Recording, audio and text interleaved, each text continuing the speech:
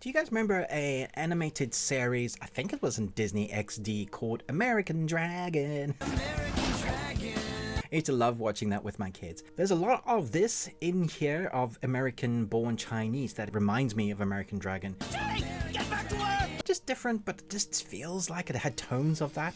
Don't know why it reminded me of that. I'd love to know if you enjoyed that series. Do you remember it?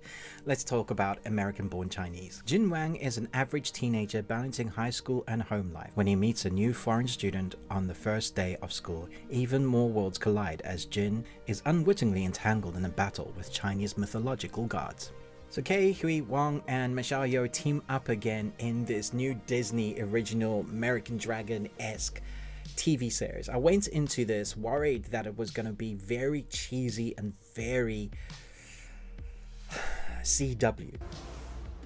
Does that make sense? Because there's so many coming of age series at the moment and in the last 10 years that it's often the writer's job to write kids that they're relatable, but write them like they know how kids speak and talk at that age. And so many times we get series that just make them cringy and not really believable, and then sometimes their dialogue is so far-fetched beyond like adult speak. You remember watching Dawson's Creek? Kids just didn't talk like that. Sometimes it works, sometimes it doesn't. So I went into this concern going, please don't be cringy. Make the characters relatable and likable regardless of their age.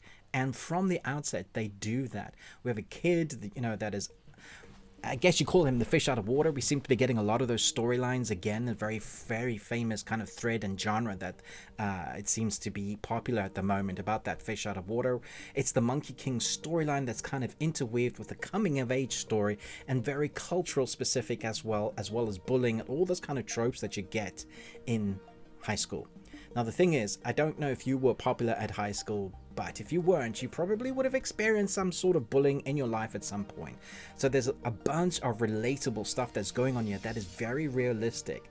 And of course we have the martial arts in here that is incredible, like it's really well done, but also far-fetched like you would expect something like the Monkey King to be. You know, wire work, flying all over the places, but the choreography is very creative as well and really fun. So you have the balance of the drama between the kids that are actually very likable that I love. Now I haven't watched the whole series, I've watched the first half I believe, but all the episodes are on there now and I cannot wait to jump off here, finish editing quickly and go and watch the rest.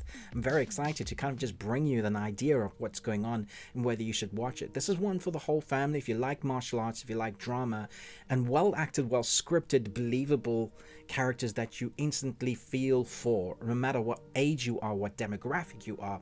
I think you'll find something relatable and enjoyable and funny. There's hard stuff, there's real stuff, there's family dynamic stuff.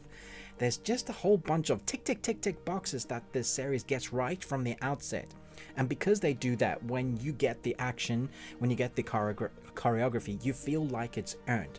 So there's a storyline that's going on that you want to know more about. There's the fantasy element of the Monkey King, which I love. I'm a big fan of the Monkey King. Well, not just the Monkey King and his son and obviously his staff.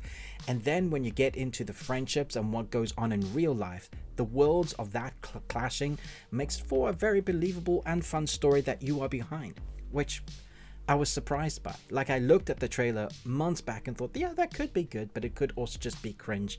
They needed to write it tightly and actually realistically to make it grounded with that fantasy. And I feel like they've really accomplished that.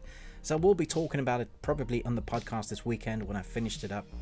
But I have to say for now, I was so surprised at how much I enjoyed this. It's definitely heading towards a 4.5, maybe even a 5 Nicolas Cages out of 5, depending on how it finishes. But for now, I just wanted to throw it out there and say, guys, you got to get on this. This is a lot of fun. I hope you enjoyed this. Check it out. Let me know your views on this series. What is your favorite Monkey King interpretation that we've had so far? There's lots of old films, animations, all of that. He's been around for a bit and I love every kind of creation of him. I like that world, but to see it here interpreted this way, I think works and is fun. Thanks so much for watching, but most of all, until next time, remember, live long and Tuesday.